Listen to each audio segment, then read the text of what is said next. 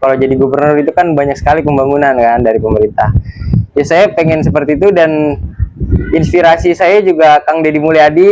Warga. Bukan karena tidak ngobrol dengan Bu Kades, bukan karena tidak baik dengan tokoh, saya nggak mau itu standarnya. Makanya sekarang saya perlahan saya selesaikan. Resikonya apa? Di demo, dibenci. Nah, Saya rasa Prabowo, para menteri terkejut melihat Kang Deddy Mulyadi, teman-teman. Kang Deddy diidolakan oleh warga Jakarta. Ya, ini pengakuan jujur sekali, teman-teman ya. Yang mana mengidolakan Kang Deddy, dan belum ada satupun gubernur Jakarta, mohon maaf, seperti Kang Deddy Mulyadi. Wah, ini udah luar biasa ya, teman-teman. Ini ya, warga Jakarta ngidolain gubernur Jawa Barat ya. Bukan itu aja, teman-teman ya. Kang Deddy babat habis nih para pejabat yang mana ya diem-diem menerima suap. Ya, ini babat habis, nggak ada ya rasa takut Kang Deddy Mulyadi. Coba kita simak dulu ya videonya. Kalau jadi gubernur itu kan banyak sekali pembangunan kan dari pemerintah. Ya saya pengen seperti itu, dan inspirasi saya juga Kang Deddy Mulyadi ya kan. Jadi saya ngelihat dia sangat terinspirasi sekali, jadi saya pengen gitu menjadi sosok seperti dia. Kalau gubernur Jakarta sebelum-sebelumnya ada nggak yang jadi inspiratif? Inspirasi ya? Inspirasi. Mungkin belum ada sih. Ini warga Jakarta loh yang bicara ya. Belum ada. Iya. Yang inspiratif banget untuk panutan tuh Kang Deddy. Iya, Kang Deddy Mulyadi. Karena Apa tuh? Apa sih yang Bang Haden melihat dari iya, Kang Deddy Mulyadi itu apa? seneng aja ketika dia care sama orang dan bisa berbaur sama warga-warga tuh, kayak ngeliatnya seneng aja. Itu sih, ya. Berarti itu cita-cita besar ya? Iya, itu cita-cita besar ya. Ya semoga nasibnya bagus ya kan. Itu. Gitu. Nah, Iya. Bang, pesan-pesannya apa buat Gen Z gitu, Bang? Pertama ya, pesan dan kesannya untuk Gen Z yang mungkin takut untuk maju sebagai ketua RT ya. Nggak perlu dengerin omongan orang yang jelek-jelek, kita maju aja terus, kita buktikan. Dan ya nggak perlulah dengerin omongan orang yang jelek, kita dengerinnya yang bagus-bagus saja. Dan juga buat Gen Z yang takut apa ya, jadi ketua RT sibuk atau takut dijelekin orang, ya seperti yang saya bilang tadi, nggak perlu dengerin orang dan nggak sesibuk itu gitu. Kita cukup jadi bisa berbaur saja dengan warga. Luar biasa nih guys, ada pernyataan KDM yang bikin ngiri provinsi lain. Bagaimana pernyataannya? Coba lihat di video ini. ini saya sudah rapat singkat dengan Kepala Bapeda Provinsi Jawa Barat. Di rapat singkat ini adalah kita merespon apapun yang terjadi di masyarakat. Kalau pemerintah Provinsi Jawa Barat jalannya sudah hampir menyentuh 3 triliun. 3 triliun, Bang. Pendidikannya menyentuh berapa? Hampir 1,3 triliun. 3 triliun, dan itu beasiswa kan? Oh, iya. Nah, kemudian layanan kesehatannya udah kayak miskin kan, kita hari ini berikan jaminan berbagai hal. Siap. Rumah rakyat miskin kita bangunkan. Ya. Kemudian PJU kita bangun di mana-mana. Sambungan listrik kita sambungkan untuk masyarakat tidak mampu.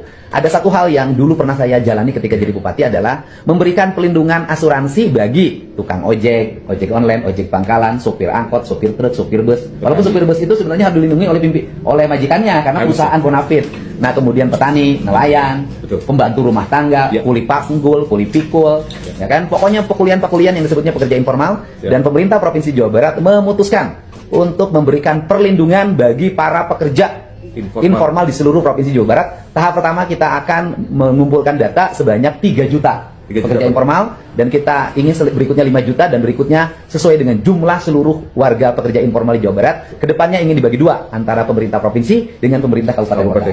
Ya Pak ya? Setuju, Pak. Nah, kita tahap pertama coba lihat di data Bapak untuk 3 juta dulu. Siap. 3 juta orang dulu tahap pertama ya. Terima kasih ya. Salam untuk semuanya, semoga program ini bermanfaat. Nanti tukang ojek kalau meninggal dapat santunan berapa? 48 kali gaji yang diterima di catatan pertama. Kan nggak ada gajinya mereka Pak. Upah maksudnya, Pak. Pendapatan. Kalau rata-rata mereka dapat sebulan 3 juta. Berarti 48 kali 3 juta. Berapa?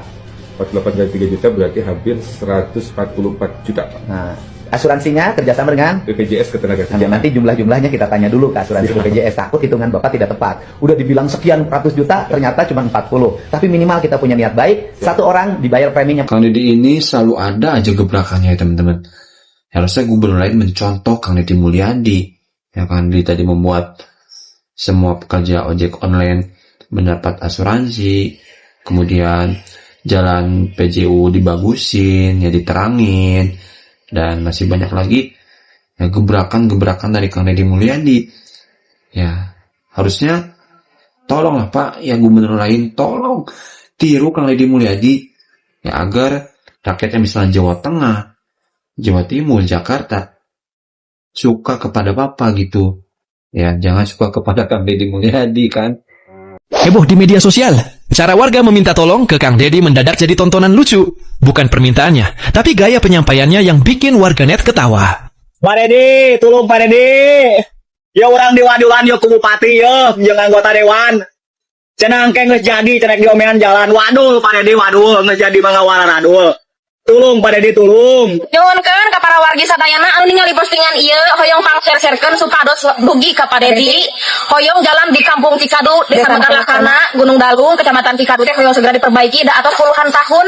Pak Deddy, tolong Pak Deddy. Saya Blora Jawa Tengah Pak Deddy. Karena di Blora Jawa Tengah nggak ada barak-barakan, aku lapornya ke Pak Deddy aja ya. Nih, lihat jalannya rusak. Ini masukkan di barak aja ini pejabat-pejabatnya Pak Deddy. Ya. Untuk Bapak Deddy Mulyadi, Gubernur Jawa Barat. Di mana ini? Tolong perhatikan jalan kami Pak. Di belakang saya ini cukup parah luar biasa. Dan ini dilalui oleh masyarakat setiap hari untuk memenuhi kebutuhan hidupnya sehari-hari. Dan ini sudah berjalan sudah puluhan tahun. Puluhan tahun. Kang Deddy. Jadi tolong perhatikan ya. Wilayah ini tepatnya berada di Sulawesi Barat, Kabupaten Majene. Oh iya. Majene. Salah. Oh, bukan wilayah Jawa Barat. Salah. Mohon maaf Pak Deddy. Mohon maaf. Ternyata ini Sulbar, bukan Jabar. Mohon maaf Pak Deddy. Pak Deddy Mulyadi, mohon bantuannya Pak. Ini juga jalan provinsi Pak. Ini ada puluhan titik yang seperti ini. Nah, mohon bantuannya Pak. Udah puluhan tahun Pak Indonesia Merdeka Pak. Ini ada perumahan warga Pak. Ini sangat dekat sekali dengan pemukiman warga Pak. Ini jalannya berada di Kabupaten Sintang, Provinsi Kalimantan Barat Pak. Salah ya Pak ya. Aduh, mohon maaf ya Pak. Saya kira tapi Gubernur Kalbar bukan Pak Deddy ya. Oh ya maaf Pak, maaf sekali lagi. Untuk kawan-kawan, untuk warga Jabar juga mohon maaf Pak Deddy, bukan gubernurnya, bukan. Mohon maaf sekali lagi. Aduh. Tuh kan ya. Semua warga ngadunya ke Kang Deddy Mulyadi. Ada dari Kalimantan Barat, dari Blora, ya dari Malang. Semua ngadunya ke Kang Deddy. Ini bentuk bahwa mereka itu percaya kepada Kang Deddy. Ya mohon maaf nih para pejabat yang memimpin daerahnya. Ya, Anda jangan tersinggung. Anda harus contoh Kang Deddy Mulyadi. Ya, bahkan tadi warganya pun berbicara, kebanyakan kalau udah jadi pejabat pada lupa. Makanya sekarang saya perlahan saya selesaikan. Resikonya apa? Di demo, dibenci. Nah, saya kata orang cari citra, salah. Saya setiap hari itu tidak mencari citra. Saya menyelesaikan masalah walaupun saya dicitrakan buruk, nggak ada masalah bagi saya. Karena pemimpin bukan cari citra, pemimpin bekerja. Kalau pemimpin bekerja seperti orang tua pada anak. Kalau ayah ingin selalu dipuji pada anaknya, anak umur 6 tahun kasih HP, umur 8 tahun kasih motor, dikasih uang jajan tiap hari. Anaknya muji terus sama bapaknya, tapi besok wibawa bapaknya akan runtuh oleh apa? Oleh kegagalan anaknya atau oleh perlawanan anaknya. Saya nggak milih itu, saya lebih memilih dicaci maki, dibenci, tapi saya bisa memberikan solusi untuk kepentingan jangka panjang dibanding saya hanya mencari citra-citra tetapi melumpuhkan seluruh apa yang terjadi di Jabar. Nah ini problem. Nah kemudian berikutnya pemerintah dituntut untuk bangun infrastruktur. Pemerintah daerah, sumber duitnya mau dari mana? Kita cuma ngandelin tinggal satu lagi loh, pajak kendaraan bermotor. Kenapa? Bagi hasil pajak kan ditunda pembayarannya karena ada kepentingan lebih besar di pusat. Kita menghormati, gubernur adalah wakil pemerintah pusat. Saya tidak protes, saya menerima itu dengan baik. Tetapi setelah itu saya mengefesienkan apa yang terjadi, dicek deh. Itu Pemda Jabar itu hampir rata-rata nggak punya perjalanan dinas, tinggal sedikit lagi. Gubernur itu nggak punya perjalanan dinas, nggak punya mobil dinas, nggak pakai pakaian dinas. Karena saya bukan fakir miskin. Yang harus bajunya dibeliin oleh negara berarti fakir miskin saya. Masa saya bajunya dibeli negara? Saya punya mobil, masa mobil saya harus dibeliin sama negara? Ngapain? Gitu loh. Nah kan kadang-kadang karakter kita ini, kadang-kadang pejabat ini fasilitas sendiri nggak pernah mau pakai, fasilitas pemerintah dipakai terus, ya kan? Tetapi saya itu punya jalan untuk memberikan penjelasan pada publik, kemudian menceritakan, menarasikan apa yang dilihat, didengar di Jawa Barat. Publik melihat, oh pembangunannya ada loh, jalan mulai bagus, bersih, ada tukang sapunya. Orang kaki lima yang di pinggir jalan-jalan raya itu sekarang sudah digeserkan, mulai jadi tukang sapu tiap pagi terus. Konsinyir saya tuh ngurusin Pak Wabub, itu saya ngurusin tuh tiap pagi. Saya kan berangkat dari Subang lewat Lembang. Lembangnya bersih banget. Saya minta ke Pak Wabub, nggak boleh lagi ada hantu jam 12 siang, ya kan? Itu kan ada yang pakai pocong jam 12 siang. Fungsikan Wabubnya nanti turun ke jalan, jangan di kantor terus. Pimpin, bersihkan. Kenapa? Karena Bandung Barat harapannya pariwisata, hotel harus penuh, restoran harus penuh, pendapatannya di situ. Untuk itu bikin orang nyaman lewat ke Bandung Barat. Bapak lihat setiap hari sekarang bis-bis ratusan tuh baris. Kenapa? Sudah bersih, sudah tertata, ada yang mengut sampah, ada yang ngatur lalu lintas, pohon-pohonnya diurus. Ini kan cara kita ini pengen kaya tapi nggak pernah ngurus, pengen wisatanya naik tapi nggak diurus. Ya gimana? Saya tadi waktu begitu masuk itu panggil dulu kepala Hutbun. Kenapa? Ada salah menu yang dibuat oleh PTPN di daerah Ciater, diizinkan ditanamin tebu. Saya bilang salah, nggak bisa. Saya sampai pada ngambil keputusan, udah deh, itu kan udah store, terus dibilang pengusahanya udah bayar 1 miliar ke PTPN uang sewa, udah deh saya yang bayar, tarik. Saya begitu pacarannya. Setelah itu apa? Yang 100 hektar tanamin lagi teh. Emang teh oke, ngomong teh bilang rugi nggak ada masalah. Saya katakan teh boleh rugi, tapi dia konservasi. Kenapa? Kalau nggak ada teh itu hotel di puncak nggak akan laku. Itu kalau nggak ada teh, hotel di Lembang, di Ciater nggak akan laku, nggak akan. Nah setelah itu apalagi? Dia menahan tanah, kemudian menahan air. Kan saya harus menjaga sumber air yang mengalir. Kan nanti berdampak pada industri yang dihilir. Kan ngomong air. Kita ngomong air tiap hari, tapi apa? Tapi hulu sungainya dihancurin. Gunung Wayang, Gunung Windunya dihajar, kemudian dibagi-bagi, kemudian peruntukannya bukan untuk hutan, untuk perkebunan. Perkebunannya sayur. Loh, saya bilang boleh ngitung ini berapa teh di sini untungnya, tapi implikasi terhadap itu pada Citarum terjadi pendangkalan. Biaya perawatan Citarum per tahun 1 triliun. Daripada ngerukin Citarum tiap tahun, lebih baik rubah kebun sayur jadi kebun teh kembali. 1, pariwisata akan meningkat, 2, air akan terjaga, 3, longsor tidak akan terjadi, 4, banjir akan tercegah. Setelah itu nanti Citarum aman. Oke teman-teman semua, itu dia video kali ini yang mana luar biasa sekali ya teman-teman.